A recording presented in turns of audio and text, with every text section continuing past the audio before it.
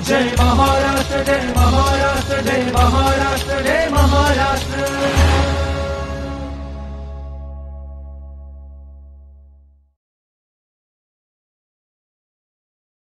मंडळी नमस्कार. माहिती जनसंपर्क महासंचालनालय निर्मित जय महाराष्ट्र कार्यक्रमात मी राजेंद्र हुंजे तुमचं सगळ्यांचं स्वागत करतो. आज एका वेगळ्या विषयावर आपण चर्चा करणार आहोत. तो म्हणजे सगळ्यांनाच भेडसावणारा हा विषय आहे, खास करून शेतकरी बांधवांसाठी. कारण सतत बदलतं हवामान शेतीला अनेक वेळा कुठल्या ना कुठल्या तोट्यामध्ये नुकसानीमध्ये घेऊन जातो आणि शेतकरी हवालदिल होऊन जातो. मग या बदलत्या हवामानाच्या रूपाकडे पाहताना आणि बदलत्या हवामानाकडे पाहताना आपण नेमके शेतीमध्ये कोणते पूरक बदल करायला पाहिजेत, याशिवाय जे अपेक्षित आपल्याला असतं की पावसाळ्यामध्ये पाऊस पडायला हवा, हिवाळ्यामध्ये थोडंसं दव पडायला पाहिजे आणि पीक चांगलं यायला पाहिजे, पण नेमकं उलटं होतं.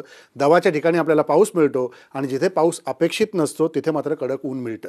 अशा वेळेला पिकांचं होणारं नुकसान आणि याच्यातून शेतकऱ्यांच्या पदरी पडणारी निराशा, यासाठी म्हणून शासनानं नानाजी देशमुख कृषी संजीवनी प्रकल्प हा सुरू केला आहे आणि या माध्यमातून त्यांना योग्य मार्गदर्शन, सल्ला आणि नवनवीन जे तंत्रज्ञान येत आहेत त्या तंत्रज्ञानाचा फायदा शेतीच्या उपयोगासाठी कसा करून घेता येईल, त्यात खास करून मार्गदर्शन केलं जातं. आणि याच्याशिवाय गाव हा एक घटक पकडून या प्रकल्पाला जोडला गेलेला आहे आणि त्या माध्यमातून गावातल्या महिला असतील, शेतकरी असतील, यांचे वेगवेगळे गट तयार करून त्यांना या योजनेशी संलग्न करून घेऊन त्यांचा फायदा पुढे शेतीसाठी आणि शेती उत्पादक वेगवेगळ्या प्रकल्पांसाठी असेल किंवा धान्य उत्पादनासाठी असेल कसा करून घेता येईल, याबद्दल आज बोलणार आहोत. यासाठी आपण आमंत्रित केलं आहे कृषी विद्यावेत्ता तथा मृदतज्ञ श्री विजय कोळेकर सरांना. सर नमस्कार, मनापासून स्वागत तुमचं जय महाराष्ट्रमध्ये. सर, विषय खरोखरच खूप गंभीर एका बाजूला आहे आणि दुसऱ्या बाजूला त्याची खरी गरज आहे की नेमकं मार्गदर्शन मिळण्याची. जे गेले काही दिवस आपण बघतोय की हे आत्ताचं नाही आहे, गेल्या 2-3 वर्षापासून हवामानातले वेगवेगळे बदल वेगाने होताना दिसत आहेत. मग त्याला जागतिक हवामान बदलाचा काही संदर्भ असेल किंवा ग्लॅशियर्सच्या संदर्भामधले काही हिमनग जे वितळत आहेत याचे काही संदर्भ असतील आणि अवेळी पडणारा पाऊस, ज्याला अवकाळी पण म्हणू किंवा अपेक्षित नसणाराही पाऊस आहे, तर अशा बदलांबद्दल साधारण या प्रकल्पामध्ये काय विचार केला गेला आहे? अगदी सुरुवातीलाच आपण बघितलं तर हा बदल होतो हे जाणीव जगभरामध्ये झालेली आहे आणि ह्याच्यासाठी आपण दरवर्षी ह्या जागतिक परिषदा देखील घडत आहेत. विविध देशामध्ये ह्यावर चर्चा होते की एकूण कसं हे पृथ्वीवरचं वातावरण बदलतं आहे आणि त्या वातावरण बदलाच्या संपूर्ण अभ्यासाअंती असं दिसून येतं आहे की हा बदल जागतिक पातळीवरचा आहे, तो देशपातळीवर आहे, तो राज्यपातळीवर देखील आहे आणि तो गावापातळीवर देखील आलेला आहे. आता म्हणजे हळूहळू बदल जाणवताना त्याची जाणीवा गावापर्यंत आलेले आहेत आणि ह्या बदलामध्ये जसं आपण म्हटलं की तापमानामधली वाढ असेल ही जाणवतीच आहे. पर्जन्यमान जे होतं आहे, पाऊसमान आहे, त्यामध्ये होणारे अचानकपणे होणारे बदल, लहरीपणा म्हणून आपण त्याला, हे दिसून येत आहे. तर हे जाणीव आपलं होती आहे. थंडीमधले थंडी गायब होणं किंवा पावसाळ्यामध्ये थंडपणा येणं, अशा प्रकारे काही टेम्परेचर्समधले बदल ते जाणून येत आहेत. ते बदल हे जाणवत आहे सर्वत्र आता आणि म्हणून या जाणीव होणाऱ्या बदलांचा अभ्यास एका ठिकाणी होणे आणि यासाठी काही प्रक्रिया चालू असते आणि त्याबद्दल मग आपण देशाचा आराखडा बनवणं असेल, कारण बदलाला समोर जाण्यासाठी एक तुम्हाला आराखडा बनण्याची गरज असते आणि तो देशपातळीवर काम चालू आहे. म्हणजे आपल्या सर्वांनाच माहिती आहे की साधारणपणे 15 वर्षापासून याच्यावर काम चालू आहे आणि त्यातून आता गेल्या 10 वर्षामध्ये याच्यामध्ये एक कॉन्क्रीट असे आराखडे तयार करण्याची प्रक्रिया सर्व राज्यस्तरावर देखील सुरू झालेली आहे आता. आणि म्हणून आपण 2017मध्ये आपल्या राज्यानं हवामान बदलविषयक धोरण स्वीकारलं. पण सर, या धोरणाचा जेव्हा आपण स्वीकार केला त्यानंतर काय गोष्टी लक्षात आल्या की शेतीवरती याचे किती परिणाम दिसून येत आहेत आणि त्याच्या परिणामांचं स्वरूप पुढे आपण काय बदल केले? अगदी बरोबर आहे. हे धोरणाचं जेव्हा ठरवायचं काम चालू होतं, जो अभ्यास चालू होता, त्यावेळेला हा महाराष्ट्रातल्या शेतीवर ह्याचे परिणाम काय होत आहेत याचा अभ्यास केला गेला आणि त्या अभ्यासामध्ये असं दिसून आलं की एक आपलं प्रमुख पीक आता राज्यामध्ये बघितलं तर 2 प्रमुख पीक आहेत. एक आहे कापूस आणि दुसरं सोयाबीन आहे. म्हणजे 1.5 लाख हेक्टर क्षेत्रावर जे आपण खरीपात साधारणपणे पेरणी होती तर ते 40 लाखाच्या आसपास सोयाबीन आहे, 40 लाखाच्या आसपास कापूस आहे. ह्या कापसावर त्याचा परिणाम दिसून येतो आहे की याच्यामध्ये तापमानातली जी काही 1.5 डिग्री 2 डिग्रीची वाढ आहे त्या वाढीमुळे साधारणपणे 10 ते 15% कापसाच्या उत्पादनामध्ये घट दिसून येतं आपल्याला. असे हा तापमान वाढीचा डायरेक्ट परिणाम त्या कापसावर दिसून येतो आहे. सोयाबीनवर तसा प्रकारचा परिणाम दिसून येतो आहे. विशेषतः सोयाबीनवर आपल्याला मॉइश्चर स्ट्रेस म्हणतो आपण, ज्याला ओलाव्यामध्ये होणारी कमतरता ही जाणीव जेव्हा होते त्यावेळेला उत्पादनामध्ये कमी त्यामध्ये जाणीव होत आहे. आणि अशा प्रकारचे काही अभ्यास आपल्या राज्यामधल्या प्रमुख पिकावर केले गेलेले आहेत आणि ते परिणाम जाणवताना उत्पादनावरचा जसा परिणाम होतो आहे तसं शेतीमध्ये पाण्याची जी काही उपलब्धता आहे, भूगर्भातली असेल अगर पृष्ठभागावरची असेल, याच्यावरही त्याचा परिणाम आपल्याला दिसून येत आहेत. आणि तिसरा महत्त्वाचा परिणाम दिसून येतो म्हणजे शेतीच्या मातीच्या प्रतीवर जमिनीची प्रत आहे ना, ही दिवसेंदिवस खालावत चाललेली आहे. हे सेंद्रिय कर्ब जमिनीमधला उडत चाललेला आहे. तर हा एक मोठा परिणाम हवामान बदलाचा आपल्याला दिसून येतो आहे आणि तो आपल्या पूर्ण याच्याशी निगडीत आहे. कारण पिकाच्या उत्पादनाशी अत्यंत निगडीत असा घटक काय असेल तो जमिनीतला सेंद्रिय कर्ब आहे. त्या अशा सगळ्या प्रकारे हा शेतीवर परिणाम याचा आपला अभ्यासामध्ये दिसून आलेला आहे. पण सर, आत्ता हा मुद्दा तुम्ही जो उपस्थित केला की सेंद्रिय कर्बाचा, समाजामध्ये किंवा आपण बाहेर वावरताना प्रत्येकजण सेंद्रिय गोष्टी घेण्याकडे जास्त भर देताना आत्ता पाहायला मिळत आहेत. आणि मग याच्यात जे संतुलन शेतीतलं पाहिजे की सेंद्रिय शेती करायची असेल आणि रासायनिक शेतीमुळं मातीचा जो पोत घसरला आहे, तुम्ही जे निरीक्षण नोंदवलं, तर अशा वेळेला त्या मातीतला कर्ब टिकवून ठेवण्यासाठी, सेंद्रिय कर्ब टिकवून ठेवण्यासाठी, त्याला ऑर्गॅनिक सॉईल आपण म्हणूया, तर ती टिकवून ठेवण्यासाठी काय उपाय योजले पाहिजेत शेतकऱ्यांनी आणि त्याच्यात त्यांना कशा पद्धतीचा फायदा अधिक होऊ शकतो? म्हणजे आता या उत्तराकडे सरळ जाण्याच्या अगोदर थोडंसं एक मी येतो की हे सगळं अभ्यास केल्यावर मग शासनाने ठरवलं की आपण एक असं धोरण किंवा प्रकल्प तयार करूया की जो या सर्व विषयाला हात घालेल. आणि त्यामध्ये पाण्याचा प्रश्न असेल, टंचाईचा प्रश्न असेल, शेतीचा विशेषतः सेंद्रिय कर्बाचा प्रश्न असेल, नवीन तंत्रज्ञानाचा प्रश्न त्यामध्ये असेल, तर त्यामध्ये हे विषय आपण घेतलेत. आणि सेंद्रिय कर्ब ही जी बाब आहे, सेंद्रिय शेती आणि सेंद्रिय कर्ब ह्यात थोडा फरक आहे. आपण बऱ्याच वेळा असं खाली शेतकऱ्यांमध्ये देखील हे असं कन्फ्युजन होतं काही वेळेला की आपण सेंद्रिय शेती केली म्हणजे आपले प्रश्न मिटले. असं होत नाही आहे ते. कारण मुळात जे आहे की जमिनीमध्ये, मातीमध्ये अनेक घटक आहेत. त्या घटकापैकी एक घटक आहे सेंद्रिय कर्ब आहे. आणि तो कर्ब जो आहे तो सेंद्रिय पदार्थ जितके जास्त शेतीमध्ये असतील, मातीमध्ये, तितका तो कर्बाचं प्रमाण जास्त आहे. आणि तो कर्ब आहे हा कायमस्वरूपी राहत नाही. तो चलबिचल करतो, तो उडून जातो. तापमान आले की उडतो, जमिनीने नांगरले की कर्ब उडून जातो. त्यामुळे सेंद्रिय कर्ब जमिनीत असणं म्हणजे सेंद्रिय पदार्थ असणं आणि त्यासाठी सेंद्रिय जमिनीमध्ये सूक्ष्मजीवांचा वावर असणं हे फार आवश्यक आहे. आणि म्हणून मग आपल्याला त्यासाठी काही शेती पद्धतीमध्ये बदल करण्याची गरज आहे. त्यामुळे सेंद्रिय कर्ब जास्त टिकवायचं असेल आपल्याला आच्छादन करणं आवश्यक आहे. जास्तीत जास्त आपल्याकडं व्हेजिटेशन म्हणून आपण त्याला म्हणजे अनेक प्रकारचे वृक्ष लागवड, फळबाग लागवड हे फार आवश्यक आहे. याबरोबरच जमिनीचे हलवा कमी करणं आवश्यक आहे. आणि त्याबरोबरच आपल्याला सर्व सेंद्रिय पदार्थ वाढण्यासाठी म्हणून काही सेंद्रिय खताचा वापर करणं आवश्यक आहे. त्यामुळे याच्यातून होणारं जो काही पीक आहे त्या पिकाला आपण सेंद्रिय पीक म्हणणार नाही याला, पण हे जे पीक येईल ते उत्तम पीक असेल त्यामध्ये. मग सर, हे सगळे परिणाम जेव्हा अभ्यास करतो आपण, त्यानंतर ह्या दिसणाऱ्या परिणामांवरून नेमकं या प्रकल्पांतर्गत धोरण काय ठरवण्यासाठी पावलं उचलली गेली?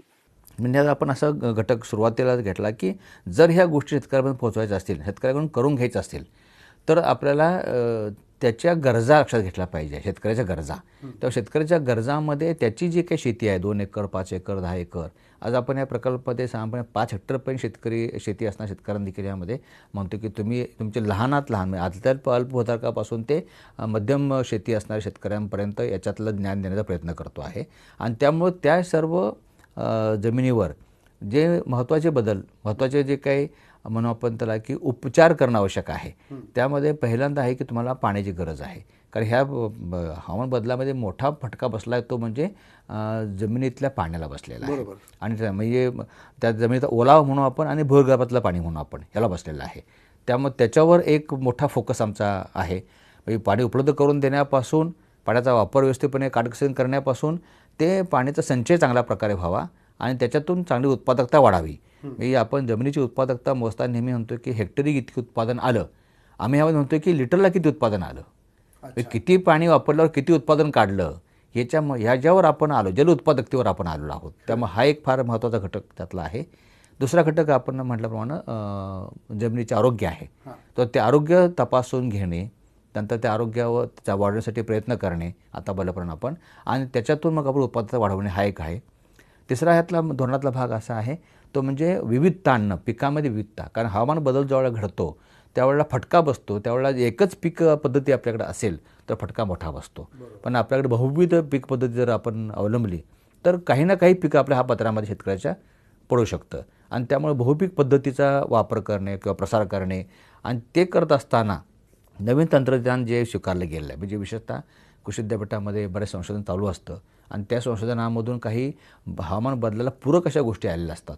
मग त्या पूरक तंत्रज्ञान लोकांपर्यंत पोहोचवणं हा त्यातला एक महत्त्वाचा भाग आहे.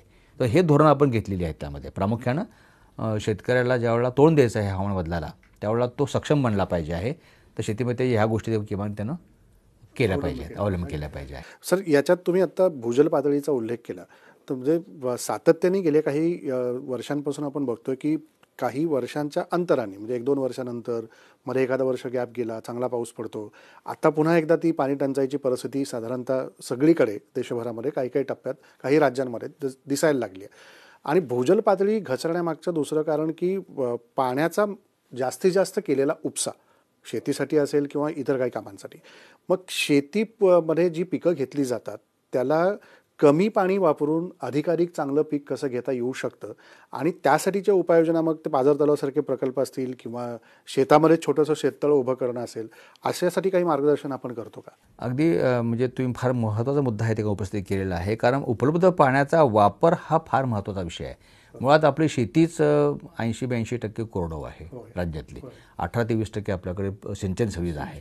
तेव्हा आहे ते सिंचन आपलं कसं वापरता येईल यासाठी म्हणून लक्ष देणं गरजेचं आहे. म्हणून प्रकल्पानं फार मोठं यामध्ये फोकस केला की उपलब्ध पाण्याचा काटकसरीने वापर करण्यासाठी काय केलं पाहिजे. तर पहिली गोष्ट अशी आहे की सूक्ष्म सिंचनाचा वापर केला पाहिजे आहे. जेवढं पाणी आपल्याकडे उपलब्ध आहे मग ते ठिबक सिंचनाद्वारे, तुषार सिंचनाद्वारे आपण वापरलं गेलं पाहिजे आहे. कारण त्याच्यामध्ये 50 ते 60% बचत पाण्याची होऊ शकते. हेच झालेलं आहे. काही ठिकाणी 70% पण बचत होती आहे. पण आमचं आवर्तदर्शन असं आहे की एवढी बचत तर होतीच आहे. मग जर बचत होती आहे तर आम्ही मग ती पद्धत का वापरू नये, आणि याला शेतकऱ्यांनी उत्तम प्रतिसाद दिला आपल्याला. आणि आत्तापर्यंत आपण नाही म्हटलं तरी जवळपास म्हणजे 3-3.5 लाख हेक्टर क्षेत्रापर्यंत हे म्हणजे सूक्ष्म सिंचनाचा वापर वाढण्याकडे लोकांचा कल वाढलेला आहे. आणि त्यामुळं 100-150 नवीन क्षेत्र सिंचनाखाली आणू शकलो आपण. म्हणजे हा एक मोठा बदल भूगर्भातलं पाणी वापरण्याकडे होतो. कारण आपण म्हणलं हे बरोबर आहे, उपसा होतोय ना, रब्बी ज्यावेळेला सुरू होतो आपला तेव्हा पाणी खालचंच घ्यावं लागतं आपल्याला. पावसाळ्यामध्ये वरचं पाणी वापरून, परंतु रब्बी आणि उन्हाळी पिकासाठी पाणी खालचंच घ्यावं लागतं जमिनीमधून. आणि नेमकं त्यावेळेला वापर आपला व्यवस्थितपणे होणं गरजेचं आहे. आणि म्हणून ह्या सूक्ष्म सिंचन पद्धतीचा वापर करणं, त्याबरोबरच जे काय पावसात पाणी पडतं ते वाहून जातं. वाहून जाण्याप्रमाणे आम्ही मोजलेलं आहे. तर ते बऱ्याच वेळेला ते आपल्या म्हणजे आपण म्हणतो की गावाच्या शिवारामध्ये पडलेल्या पाण्यापैकी साधारणपणे 70% पाणी शिवारामध्ये मुरलं पाहिजे, 30% पाणी खालच्या गावाला गेलं पाहिजे आहे. आता असं दिसतंय की म्हणजे 30% देखील पाणी मुरत नाही आहे. बहुतांशी पाणी हे खालच्या भागाला वाहून जातं. आणि म्हणून या ठिकाणी पाणी अडवणं आणि त्याचे साठवण करणं हे गरजेचं आहे. म्हणून आपण शेततळ्यावर फार मोठा जोर दिलेला आहे या प्रकल्पातून. आणि वैयक्तिक शेततळे असतील, सामूहिक शेततळे असतील, जी करून पावसाळ्यातलं जास्त पाणी आहे ते शेततळ्यामध्ये साठवून ठेवायचं आणि ते पाणी नंतर मग पुढच्या पिकांना वापरायचं, याच्यावर आपण फोकस शेततळ्यावरही केलेला आहे. आणखी हे करत असताना भूगर्भातला विषय तुम्ही काढला म्हणून सांगतो की विहिरी, कारण विहीर हे महत्त्वाचं साधन पाण्याचं आहे. पण त्याची पाण्याची पातळी ही दिवसेंदिवस खालावत चाललेली आहे. मग ती पाण्याची पातळी खालावती आहे हे लक्षात घेऊन आपण ते विहिरींचं पुनर्भरण करू शकतो आपण पावसाच्या पाण्यानं. तर त्यावर आपण ह्यामध्ये धोरणावर भर दिलेला आहे. म्हणजे त्याच्या नैसर्गिक झऱ्यांच्या बाबतीत देखील आपण काही वेगळ्या पद्धतीने काम करू शकतो. जे नैसर्गिक झरे आता आहेत नदीमध्ये, विशेषतः असणारे, ओढ्या नाल्यामध्ये असणारे, त्या ठिकाणी त्याच्यामधून आपलं भूजल पुनर्भरण करणं गरजेचं आहे. म्हणून आपण एक उपक्रम सुरू केलेला आहे की यामध्ये रिचार्ज शाफ्ट म्हणतो आपण त्याला, भूजल पुनर्भरण करण्याचे चर काढणे. आणि त्यासाठी त्याच्यामध्ये एक प्रकारचं पद्धती आहे जी आपण भूजलशास्त्रानं विकसित केलेली आहे. तशा प्रकारचे आपण रिचार्ज शाफ्ट आणि रिचार्ज ट्रेंच आपण त्या भागात घ्यायला सुरू केलेलं आहे. आपण काही प्रयोगात्मक जवळपास आम्ही अशा 100-200 गावामध्ये आपण ते काम केलेलं आहे. सर, याच्यामध्ये आणखी एक महत्त्वाचा भाग म्हणजे नानाजी देशमुख कृषी संजीवनी प्रकल्प जो आहे, याच्यामध्ये ग्रामसंजीवनी समिती आपण गठीत करतो. तर त्याच्यातला उद्देश नेमका काय आहे की ग्रामसंजीवनी समिती नेमकं काय काम करते किंवा त्यांच्याकडनं अपेक्षा काय असते? आता अगदीच म्हणजे हा विषय असा पुढं आपण आणलेला आहे की हे सर्व जर करायचं असेल, शेतकऱ्यांना करायचं असेल, तर हे शेतकऱ्यांनी एकट्यानं करणं शक्य नाही आहे. म्हणून ग्रामपंचायतीचा हा फार मोठा भाग आहे ॲक्च्युली. म्हणून आपण या प्रकल्पामध्ये ग्रामपंचायतला फार महत्त्व दिलेलं आहे. आणि ग्रामपंचायतीच्या वतीने अभ्यास केला आम्ही असता की तिथं अनेक प्रकारच्या समित्या ग्रामपंचायतीमध्ये कार्यरत आहेत. मग शिक्षणासाठी समिती आहे, पाणी टंचाईसाठी समिती आहे, तंटामुक्त समिती आहे. पण विचार केला की शेतीविषयक चर्चा करायला समिती का नसावी. म्हणून मग आपण ग्रामपंचायती अंतर्गत आपला जो कायदा आहे, अधिनियम कायदा जो आहे, तर त्याच्या अंतर्गत आपण 49 क्लॉज जो आहे आपला, त्याला उपसमिती तयार करायचा अधिकार पूर्णपणे ग्रामपंचायतला, ग्रामसभेला आहेत. आणि तो आधार घेऊन आपण ग्रामसमिती ही आपण तयार केली आणि ती शेतीविषयक असली आहे. म्हणून त्याला नाव आपण दिलं ग्राम कृषी संजीवनी समिती. आणि ती समिती ही फक्त शेतीवर चर्चा करेल, शेतीविषयक प्रकल्पात जे काही लोकांना लाभ घ्यायचे आहेत उदाहरणार्थ त्याचा प्राधान्यक्रम ठरवेल, निवड करेल, लाभार्थी निवड करेल, अशा प्रकारची कामं ती संजीवनी समिती करेल. आणि सांगायला तुम्हाला आनंद असा आहे की यामध्ये ही जी समितीचं कामकाज गेलं 4-5 वर्षामध्ये लोकांनी जे केलं आणि त्यातून जे काही लाखो शेतकऱ्यांपर्यंत लाभ देण्यामध्ये समितीने मोठा म्हणजे ते योगदान दिलेलं आहे. हा अनुभव लक्षात घेऊन राज्य शासनानं आपल्या निर्णय घेतला की समिती प्रकल्पाच्या गावापुरती का असावी, ही पूर्णच राज्यामध्ये असायला पाहिजे आहे. आणि म्हणून सप्टेंबर 20मध्ये निर्णय घेतला आणि राज्यभरामध्ये आता ग्रामपंचायती अंतर्गत ग्राम कृषी विकास समिती देखील स्थापन करण्यात आलेली आहे. म्हणजे या संजीवनी समितीचं पुढचं पाऊल आपण म्हणूया, तर त्याचा एक यशाचा टप्पा आहे असं म्हणायला हरकत नाही. सर, याला जोडून जसं आपण कृषी संजीवनी समिती जी केली तर त्याच्यामध्ये आपण महिलांना देखील तितकंच प्राधान्य दिलं आहे, शेतकरी गट तयार करून त्याला प्राधान्य दिलं आहे. पण याच्यामध्ये आपण खास करून शेतकरी उत्पादक कंपन्या ज्या आहेत, ज्या यापूर्वी काही कृषी खात्याच्या अंतर्गत त्या विविध योजनेमध्ये निर्माण झाल्या, तर त्यांना आपण कसं एकत्रीकरण याच्यात करण्याचा प्रयत्न केला. जसं म्हणलं की आपण एकट्यानं काम होणं शक्य नाही आहे, तसं समिती जसं म्हटलं आम्ही तसंच या ठिकाणी गावातले जे गट आहे, शेतकरी गट, महिला बचत गट आणि शेतकरी उत्पादक कंपन्या जाळं तर आपल्या राज्यभरामध्ये आपण म्हटल्याप्रमाणे खरोखरच आहे ते. म्हणजे आपण देशभरामध्ये नंबर 1 आहोत ज्यामध्ये शेतकरी उत्पादक कंपन्या तयारी केल्या. मग हे उत्पादक कंपन्यांना एक व्यावसायिक दृष्टिकोन यावा आणि तो दृष्टिकोन आणताना एकत्रपणे शेती करून, एकत्रपणे पिकांची लागवड पद्धती करून त्याचा आलेला उत्पादन मालावर प्रक्रिया करणं असेल किंवा ते माल साठवणूक करणं असेल, सगळ्या गोष्टी तिथं झाल्या. मग हे सगळं विचार करताना याची सांगड घालून आम्ही काय केलं की शेतकरी उत्पादक कंपन्या ज्या काही आहेत आज त्यांना आम्ही सक्षम करण्यासाठीचा एक प्रयत्न या प्रकल्पात सुरू केलेला आहे. आणि ज्याचा उद्देशच आपला असा आहे की किफायतशीरपणा वाढवणे. कारण शेवटी शेती करताना सक्षमता तुम्हाला आम्ही करू, हवामान बदलाला आपण सक्षम राहू, पण उत्पादन केलेल्या मालाचा जर मोल मिळाला नाही तर तुम्ही शेती किफायतशीर होणार नाही आहे. आणि म्हणून किफायतशीरपणा वाढवून देखील तेवढंच गरजेचं आहे. म्हणून आपण हे दोन्ही उद्देश लक्षात घेतला तर आपण गट आणि कंपन्यांना देखील यामध्ये सहकार्य केलेलं आहे. खूप चांगली गोष्ट आहे. आता याच्यात सर जसे प्रस्ताव येतात ग्रामसभेला, जसे अधिकार आपण दिले ग्राम कृषी संजीवनीच्या मार्फत, तर त्या समितीकडून जसे प्रस्ताव येतात त्या प्रस्तावानुसार शेतकऱ्यांना मदत करण्याकरता आपल्या प्रकल्पाकडून त्याचा आराखडा नेमका कसा तयार केला जातो आणि मग पुढचा टप्पा त्यातला कसा असतो. बरोबर. यामध्ये एक आराखडा तयार करण्याची पद्धती आपण ग्रामपंचायतीच्या समितीवरच सोपवलेली आहे की तुम्हाला काय पाहिजे आहे गावाला याचा अभ्यास करा. त्यासाठी आम्ही आमचे प्रकल्पाचे अधिकारी, कृषी विभागाचे अधिकारी हे सर्व त्यांच्या तांत्रिक सहकार्य करण्यासाठी तिथं आपण जवळपास 4 दिवसीय प्रक्रिया चालते गावामध्ये. त्या 4 दिवसामध्ये गावाचं पूर्ण शिवार फिरून बघितलं जातं. गावामधले विविध पिकांचा अभ्यास केला जातो, कुठे विहिरी आहे त्याचा अभ्यास केला जातो. पूर्वीपासून काही कामं झाली असतील गावामध्ये, जलसंधारणाची कामं झाली असतील त्याचाही ह्या ठिकाणी सर्वेक्षण केलं जात असतं. हे सगळं सर्वेक्षण करून मग आपण त्या गावाच्या गरजेनुसार एक ग्रामसभेला मान्य होणारा आराखडा आपण तयार करतो. आणि तो आराखडा ग्रामसभेनं मान्य दिल्यानंतर मग तो जिल्ह्याची जी समिती आहे जिल्हाधिकारी महोदयांच्या आदेशाखाली त्या ठिकाणी तो मंजूर जातो. आणि अशा प्रकारे तो आराखडा मंजूर करून घेऊन मग गावाच्या मान्यतेने त्या गावामध्ये कार्यक्रमाला सुरुवात होत असते. पण सर, हा टप्पा पूर्ण झाल्यानंतर सगळ्यांच्या समोर एक मुद्दा उपस्थित राहतो, तो म्हणजे हे करायला आर्थिक पाठबळ, अर्थसहाय्य याला आपल्याकडून काही पुरवलं जातं का, किंवा तशी काही व्यवस्था वित्तपुरवठ्याची किंवा गरजेनुसार अर्थसहाय्य करण्याची आपल्या प्रकल्पात आहे का? अगदी महत्त्वाचं आहे की आपण हा प्रकल्पाची सुरुवातच जी केली, हा मुळात शासनाने प्रकल्प जो केला तो जागतिक बँकेवर आपण करार केलेला आहे. आणि त्या करारामध्ये असं म्हटलं आपण की आम्ही 30% एकूण प्रकल्प खर्चाच्या रक्कम शासन देईल, 70% हे बँकेचं कर्ज स्वरूपात आपण घेतलेलं आहे. त्यामुळे जागतिक बँकेचं आपण हे कर्ज घेऊन हा प्रकल्प सुरू केला. तर 4,000 कोटी रुपयाचा हा एकूण प्रकल्प आहे. आणि त्याच्यामधून आपण 70% बँकेचं कर्ज जे आहे ते कसं आहे ते अगोदर शासन पूर्णपणे खर्च करतं. आणि म्हणून याचं अर्थसहाय्य जे दिलं जातं आपण ते अगोदर शेतकऱ्यांनी खर्च करून, शेतकरी उत्पादक कंपनीने खर्च करून त्याचे केलेल्या खर्चाची प्रतिपूर्ती हे शासन करतं आणि शासनाने केलेल्या खर्चाची प्रतिपूर्ती जागतिक बँकेकडून आपण करून घेतो. असं हे यामध्ये स्वरूप ठेवलेलं आहे. आणि यामध्ये प्रामुख्यानं जे शेतकऱ्यांना सहकार्य मग म्हटलं आपण अनेक गोष्टी आपण बोललो, या प्रत्येकाला खर्च येतोच आहे. तर त्यामध्ये लहान शेतकरी असतील तर त्यांना 75% अनुदान ह्यामध्ये आपण देतो त्यांच्या विविध घटकांना. मोठ्या शेतकऱ्यांना आपण 65% अनुदान देतो. शेतकरी उत्पादक किंवा गट कंपनी असेल तर त्याला 60% अनुदान देतो आपण. असे विविध घटक त्यामध्ये आपण नमूद केलेले आहेत, जसं की ठिबक सिंचन, तुषार सिंचन, शेततळी, विहिरीचं पुनर्भरण असेल, याबरोबरच शेतीपूरक उद्योगामध्ये कुक्कुटपालन असेल, लहान शेळ्यांचं पालन त्या ठिकाणी असेल, रेशीम उद्योग त्यामध्ये आहे. अशा सर्व प्रकारच्या गोष्टींना या ठिकाणी अर्थसहाय्य दिलं जातं. त्यामध्ये बीजोत्पादनाचा कार्यक्रम आहे त्याला अर्थसहाय्य दिलं जातं असतं. आणि हे सर्व फळबाग लागवडीचा कार्यक्रम असेल, बांबू लागवड कार्यक्रम असेल, हे सर्व अनेक प्रकारचे यात कार्यक्रम आहेत, ॲक्टिव्हिटी म्हणून आपण त्याला. ह्या सर्व शेतकरी करतो आणि मग त्याच्या खर्चाची प्रतिपूर्ती म्हणून शासन त्याला अनुदान देत आहे. तशा प्रकारे कृषी व्यवसायाला देखील अनुदान. ह्या सगळ्या वेगवेगळ्या जे गोष्टी आहेत त्या आता तुम्ही उत्पादक सांगितले, रेशीम असेल, बांबू उत्पादन असेल, तर याच्यासाठीची अर्थसहाय्याची काही प्रतवारी वेगळी किंवा त्याचं काही नियमावली वेगळी आहे? ह्याच्यामध्ये म्हटल्याप्रमाणे की सरसकटपणे 75% अनुदान सर्व बाबींना आहे. पण काहींना 100% देतो आपण, म्हणजे फळबाग लागवड वगैरे ह्या गोष्टींना आपण 100% अनुदान देतो त्यामध्ये. परंतु बहुतांशी ठिकाणी 75% आहे. ठिबक सिंचनासाठी 80% अनुदान आहे. राज्य शासनाच्या अनुदान पद्धती ज्या आहेत त्याच्यामध्ये आपण तशाच आपण ह्यामध्ये प्रकल्पात देखील ठेवलेले आहेत. आणि काही ठिकाणी अनुदान लहान शेतकरी आहेत त्यांना जास्त देण्याचा प्रयत्न केलेला आहे.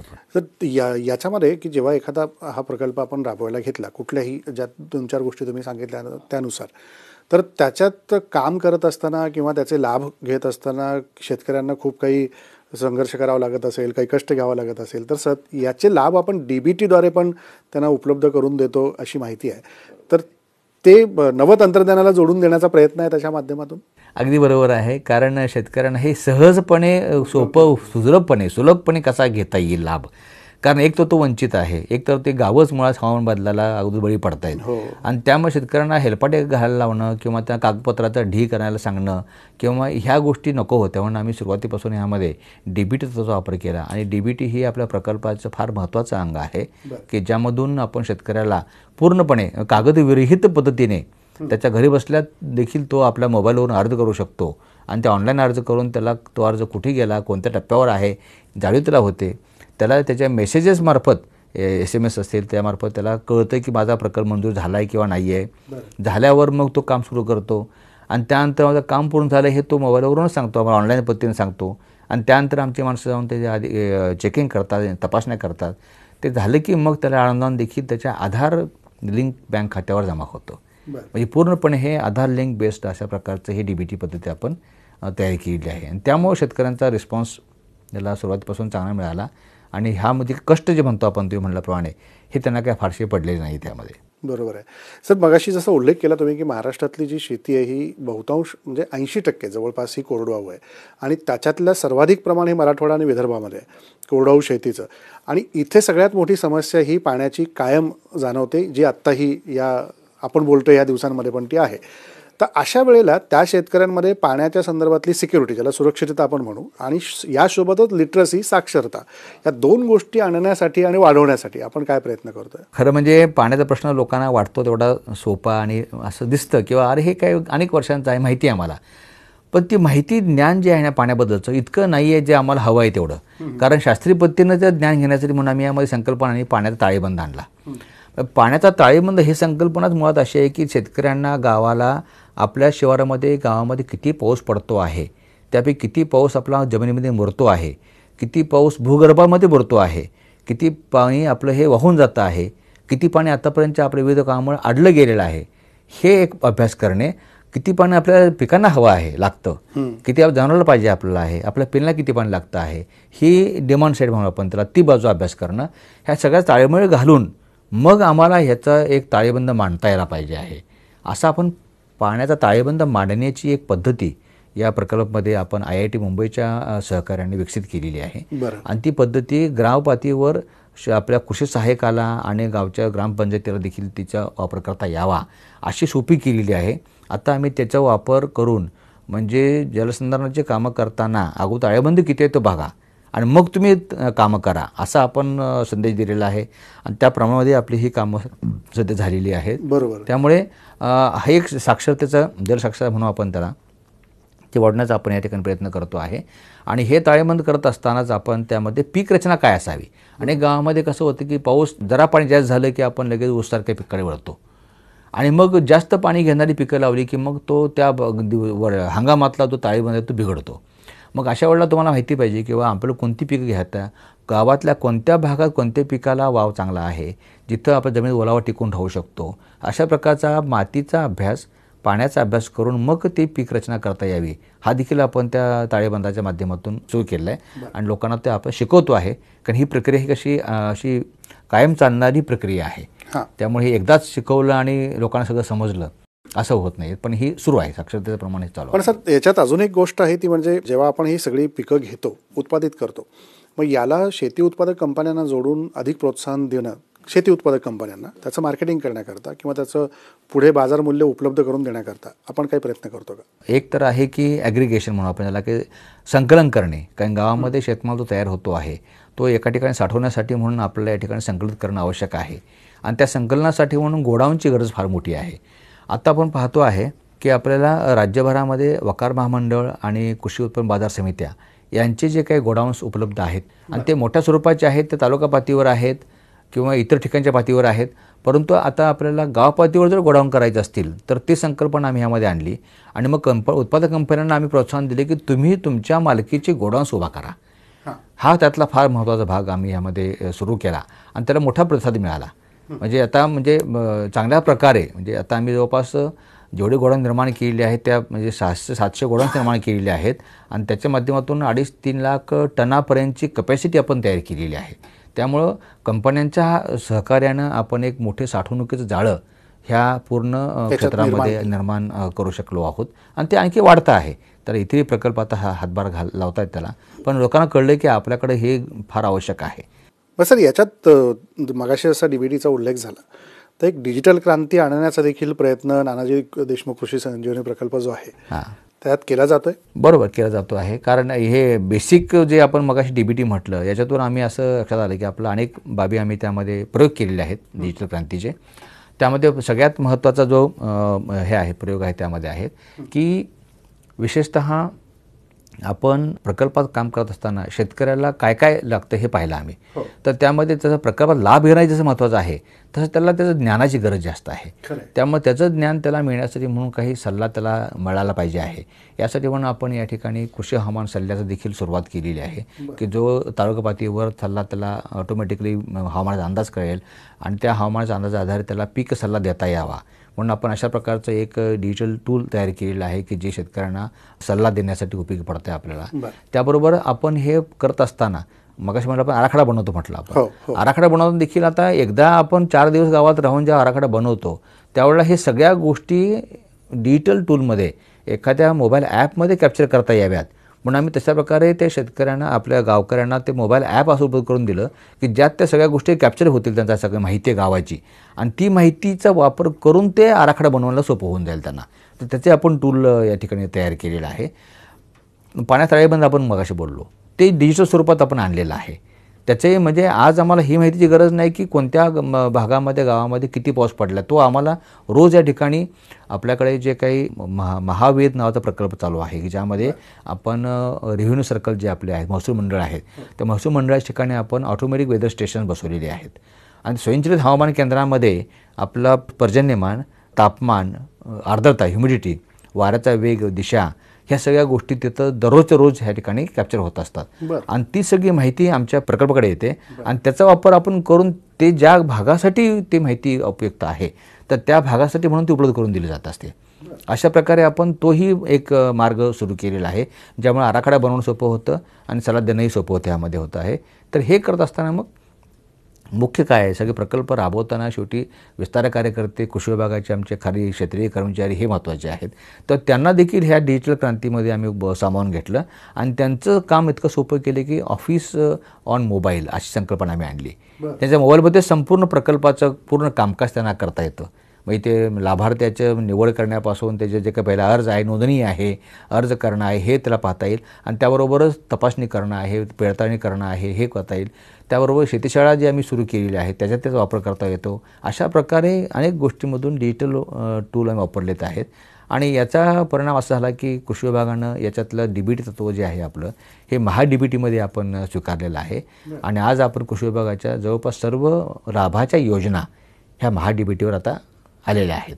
म्हणजे अशा प्रकारे ही एक डिजिटल क्रांती सुरुवात झालेली आहे. शेतीच्या याच्यामध्ये आपण केली असं म्हणायला हरकत नाही. जसं शेती उत्पादक कंपन्यांना सर आपण याला जोडण्याचा प्रयत्न केला आहे, तसंच गावातले जे महिला बचत गट आहेत तर त्यांना आपण कसं याच्यात जोडतो आणि या सगळ्या गोष्टीचा लाभ त्यांच्यापर्यंत आपण कसा पोहोचवतो? बरोबर. जसं म्हटलं की आपण कंपन्यात उल्लेख केला की महिला बचत गट गावामध्ये लहान स्वरूपाचे व्यवसाय करतात. पूर्वी बचत गटाची संकल्पना जी होती ती फार ट्रॅडिशनली अशा प्रकारे गट चालायचे आणि त्यांच्यासमोर शेतीविषयक कोणते व्यवसाय करावे असा दृष्टिकोन फारसा दिसत नव्हता आम्हाला. मग आम्ही त्यांचं एक ठिकाणी अवेअरनेस तयार केला, त्यामध्ये त्यांचं क्षमता बांधणी केली, त्यांच्यासाठी आम्ही वेळोवेळी प्रशिक्षणं घेतली आणि त्या माध्यमातून त्यांना सांगितले की शेतीमध्ये अनेक असे छोटे छोटे गरजा आहेत ज्या तुमच्या माध्यमातून तुम्ही गावाकरता भागवू शकता आणि 2 पैसे त्यात तुम्हाला मिळू शकतील. उदाहरण द्यायचं म्हटलं तर लिंबोळी अर्काचं तयार करणे. आज लक्षात घ्या की आपल्या रासायनिक कीटकनाशकाचा प्रचंड वापर आहे, तो कमी करायचा असेल आम्हाला तर लिंबोळी अर्काचा वापर करणं हे फार क्रमप्राप्त आहे. मग तो अर्क कुठनं आणायचा? बाजारातून आणलेल्या अर्काची भेसळ आणि त्याबद्दल असणारी दर्जा याच्यावर साशंकता असते बऱ्याच वेळा आणि तो महागडी पडतो. मग आमच्या गावामध्ये संपूर्ण गावामध्ये लिंबोळी झाडं आहेत. मग त्या लिंबाच्या झाडाच्या लिंबोळ्यापासून अर्क तयार करण्याची प्रक्रिया गावातल्या गावात होऊ शकते. त्यामुळे महिला बचत गटांना आम्ही हे प्रशिक्षण दिलं आणि त्यावर त्यांना सहकार्य केलं, आर्थिक सहकार्य देखील केलं आणि त्यातून त्यांनी आता बऱ्याच गावामध्ये स्वतः आता महिला बचत गट हे लिंबोळी अर्काचं सुरू केलेलं आहे काम त्यांनी. तसंच डाळ मिल असेल, डाळीचं प्रचंड आपल्याकडे क्षेत्र आहे. मग त्या कडधान्याच्या वरून तालमील त्या उभा करण्यात देखील लोकांना शक्य झालेलं आहे. यापुढे महिला बचत गट असे पुढे गेलेले आहेत की गावातल्या कामामध्ये सहकार्य करण्यासाठी म्हणून जेवढं काही यांत्रिकीकरण गावामध्ये होतं आहे ते यांत्रिकीकरणात देखील त्यांनी हातभार लावलेला आहे. आणि काही महिला बचत गटांना आपले अवजारे बँक निर्माण करण्याची इच्छा होती. आम्ही त्यांना अवजारे बँक तयार करायला पूर्ण प्रोत्साहन दिलं आणि त्यातून महिलांनी ट्रॅक्टर चालवण्यापासून ते अवजार बँकामध्ये भाड्याने अवजार देण्यापर्यंत संपूर्ण व्यवसाय हातामध्ये घेतलेला आहे. म्हणजे अशा प्रकारे महिला बचत गटांनी फार म्हणजे क्रांतिकारक काम चालू केलेलं आहे आणि विशेषतः ते सर्व शेतीविषयक ज्ञान घेण्यासाठी म्हणून महिलांच्या शेतीशाळा आपण सुरू केल्या आणि त्या बचत गटांनी मोठं सहकार्य या ठिकाणी आपल्याला दिलेलं आहे. अगदी खरं आहे की म्हणजे गाव पातळीवरच्या पूरक घटकांना एकत्रित जोडण्याचं काम या प्रकल्पाच्या माध्यमातून केलं गेलं असं म्हणलं तरी वावगं असणार नाही. आणि याच्यात सर आत्तापर्यंत आपण जे 5,000 गावं निवडली आणि वेगवेगळ्या जिल्ह्यातली ती गावं आहेत त्यांच्यापर्यंत ही योजनाने हा प्रकल्पाचं सगळं काम पोहोचवलं आहे, तर त्याच्यातले काही यशकथा आपल्याला काही सांगता येतील का? भरपूर अशा गोष्टी आहेत आणि हे 5,000 गावं हाच मोठा विषय आहे. कारण असा हा पहिला प्रकल्प आहे की जो एवढ्या मोठ्या विस्तारित स्वरूपात राबवला गेलेला आहे. कारण कोणत्याही प्रकल्पात गावसंख्या इतकी नसते, ती आम्ही आता ह्या ठिकाणी घेतलेली आहे आणि ती घेत असताना आपण 15 जिल्हे म्हणजे जवळपास आणि त्यातल्या नाशिक जिल्ह्यामधला मालेगाव तालुका आज 16 जिल्ह्यामध्ये आपण हे गावं आहेत विस्तारलेली आहे, विखुरलेली आहेत आणि त्या गावापर्यंत पोहोचता असताना अनेक भागातील कृषी हवामान पद्धतीप्रमाणे किंवा काही व्यावसायिकप्रमाणे लोकांनी त्यामध्ये रिस्पॉन्स दिला आणि त्याच्या यशकत तयार झालेल्या आहेत. आधी उदाहरण द्यायचं म्हटलं आपण तर बदलत्या हवामानामध्ये काय महत्त्वाचं होतं आम्हाला की लोकांनी शेतीमध्ये बदल करणं गरजेचं होतं. तो बदल कोणता? तर नेहमीची शेती मी करतोच आहे, अरे पण ह्यामध्ये ज्यावेळा अतिवृष्टी होते किंवा ज्यावेळा पावसात खंड पडतो त्यावेळा काय केलं पाहिजे आहे, तर आम्ही यामध्ये ब्रॉड वेड फरो किंवा रुंद वाफा आणि सरी तंत्रज्ञानाचा प्रसार केला, BBF. तर BBF करण्यासाठी मग आम्ही लोकांना प्रोत्साहन ज्यावेळी केलं तर काही गावं तयार झाली आणि अशी काही गावं पुढे आली ह्यामध्ये आहे. वाशिम जिल्ह्यामधले काही गावं असतील, लातूरमधले काही गावं असतील, या गावांनी BBF तंत्रज्ञानाचा पूर्ण गावभर प्रसार केला आणि त्या गावातील शेती बेडवर त्यांनी आणली पूर्णपणे. अशी गावं अशी आणली की ज्याचा वापर केल्यामुळे त्यांची शेती दोन्ही प्रकारच्या हवामान बदलामध्ये वाचली. म्हणजे खंड पडला तरी पिकं वाचली आणि अतिवृष्टी झाली तरी पिकं वाचली आणि अशा प्रकारे हजारो हेक्टर क्षेत्र आता BBF खाली आणलेलं आहे. ही यशकथा आहे ह्या तंत्राची म्हणतो आम्ही ह्यामध्ये. आणि गावांनी तर घेतली पण तंत्र लोकांच्यापर्यंत पोहोचलं. त्यासाठी कृषी विज्ञान केंद्राच्या माध्यमातून आम्ही लोकांना प्रशिक्षण दिली. तर ही एक मोठी यशकथा आपल्याला म्हणता येईल. दुसरं आम्ही म्हटलं की मग तुम्ही मग अशी उल्लेख केला की सेंद्रिय कर्बाचा, तर त्याच्यामध्ये आपल्याला महत्त्वाचं असं आहे की मुळातच जमिनीची हलवाहलव कमी केली तर सेंद्रिय कर्ब टिकतो हे सिद्ध झालेलं आहे. म्हणून आम्ही 0 मशागतीचा प्रसार ह्यात सुरू केला. अरे वा. मग शून्य मशागतीकडे वळणं हे एक तसं बघितलं तर क्रांतिकारक गोष्ट आहे. एवढी सहज शेतकऱ्यांना सहज ती पटणारी गोष्ट नाही. अगदी बरोबर तुम्ही म्हणता. मग आम्ही या ठिकाणी जसं शेतकऱ्यांनी काही प्रयोग केलेले आहेत शून्य मशागतीचे आपल्या राज्यामध्येच, जसं उदाहरण म्हटलं आपण तर रायगड जिल्ह्यामध्ये तालुका कर्जतमध्ये या ठिकाणचे चंद्रशेखर भडसावळे यांनी शून्य मशागतीच्या माध्यमातून त्यांनी भात पिकावर काम केलं. आणि म्हणलं भातात जर शून्य मशागत होत असेल तर मग इतर पिकात का होऊ शकत नाही आहे. मग ह्या प्रकल्पातल्या गावातील शेतकऱ्यांना काही लोकांना आम्ही इथं आणलं, त्यांना दाखवलं असं होऊ शकतं बाबा. आणि त्याच्या माध्यमातून आम्हाला क्रांतिकारकपणे असं दिसून आलं की काही तरुण शेतकरी पुढे आले. म्हणजे यशोगाथाच्या स्वरूपात म्हणलं आपण तर टापरगाव नावाचं गाव आहे, तालुका कन्नड, जिल्हा छत्रपती संभाजीनगर. तर त्या टापरगावमधले अतुल रावसाहेब मोहिते हा तरुण शेतकरी आहे की ज्यानं 2019च्या खरीपमध्ये हे तंत्र शिकल्यानंतर नांगरणी करून एकदाच बेड करून घेतले आणि तेव्हापासून ते आज तागायत त्याने बेड मोडले नाहीत, नांगरणी केली नाही आणि त्याच्यावर त्याची आता 9 पिकं आतापर्यंत काढून घेतलेली आहेत आणि कापसारखं पीक घेतलं आहे. मग तो अनुभव त्यावेळेला आम्ही इतरांना दाखवला. अशा प्रकारे आज आपल्याकडे अनेक गावं, आता ही जवळपास 50-60 गावं अशी आहेत की ज्यामध्ये नांगरणीचं प्रमाण अत्यंत कमी झालेलं आहे. म्हणजे त्या यशकथा आमच्या समोर आता येत आहेत, ते पसरतं आहे हळूहळू सर्वत्र या ठिकाणी आहे. काही गावांनी या ठिकाणी आम्ही एक तंत्र लोकांना द्यायला सुरू केलं, ते म्हणजे शेतावरच तुम्हाला जैविक खत तयार करता येऊ शकतं. तर त्या जैविक खत तयार करण्याचं धानोरा नावाचं गाव आहे बुलढाणामध्ये. तर त्या ठिकाणी वंदारशी म्हणून शेतकरी आहे, त्या शेतकऱ्यानं हे तंत्र आम्ही त्यांना शिकवल्यानंतर स्वतः अंगीकारलं आणि आज ते 25-30 गावांना प्रशिक्षण देत आहेत किंवा तुम्ही तुमच्या शेतावरच तुम्ही जैविक खत हे तयार करू शकता. अशा प्रकारचे देखील काही यशकथा देत आहेत. वर्धा जिल्ह्यामधले भिडी नावाचं गाव आहे दिवे तालुक्यामधले, तिथले 11 महिला बचत गट यांनी एकत्र आले आणि त्यांनी पूर्णपणे आजारी बँक निर्माण केली आणि आज त्या आसपासच्या 50 गावांना त्याच्या सेवा ते देत आहेत. अशा अनेक म्हणजे क्षेत्रामधल्या यशकथा आपल्याला सांगता येतील. शेती पाण्यापासून ते ठिबक सिंचनापर्यंत. एकुरका नावाचं गाव आहे उस्मानाबाद जिल्ह्यामध्ये की ज्यामध्ये त्या गावानं ठिबक सिंचनाखाली पूर्ण क्षेत्र आणलेलं आहे. फार कमी पाणी असलेलं गाव आहे आणि ते सरपंच उपसरपंचांनी सर्वांनी सभा घेतला आणि ते पुढाकार घेतला. आता याच्यात आणखी सांगायचं म्हणजे तुम्हाला गेवराई, बीड जिल्ह्यामधलं गेवराई तालुक्यातला रुई नावाचं गाव आहे. तर रुई नावाच्या गावाचं वैशिष्ट्य असं आहे की ती म्हणजे हमालांची रुई म्हणून प्रसिद्ध होती.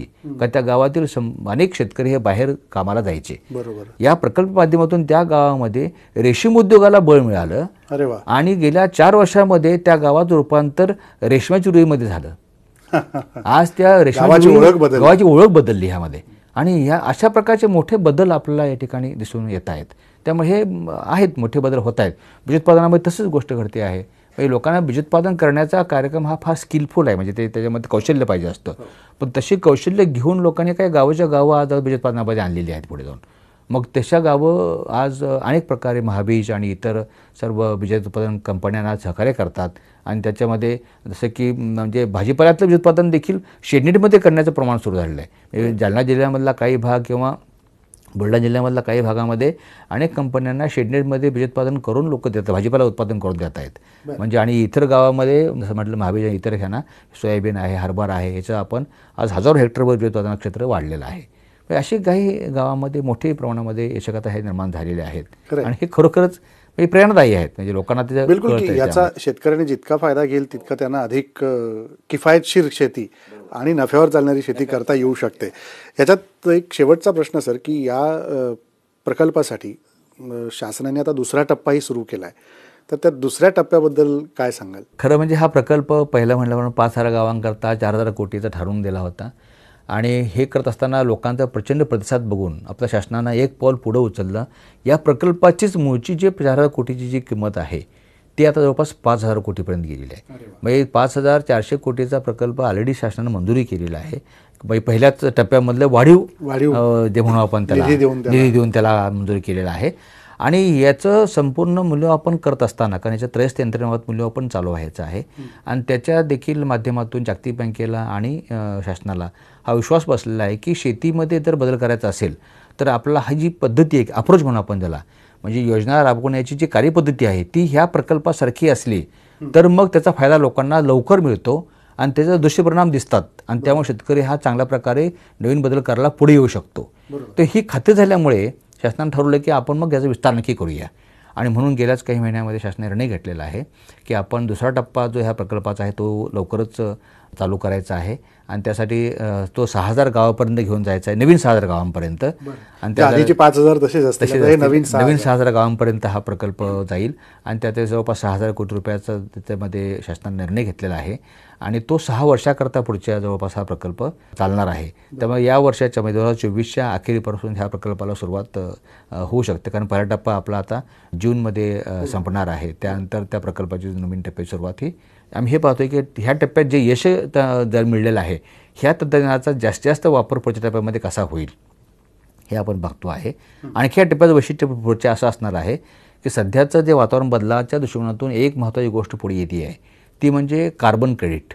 हो, हां, कारण लोकांना फायदा होण्यासाठी शेतीविषयी बरोबरच कार्बन क्रेडिटच्या मार्केट देखील उतरवता येऊ शकतं का, आणि ते उतरण्यासाठी म्हणून काय केलं पाहिजे आहे याचं देखील ज्ञान, तंत्रज्ञान लोकांपर्यंत जाणं गरजेचं आहे. आणि म्हणून त्या इकॉनॉमीकडे आपण वळतो आहे.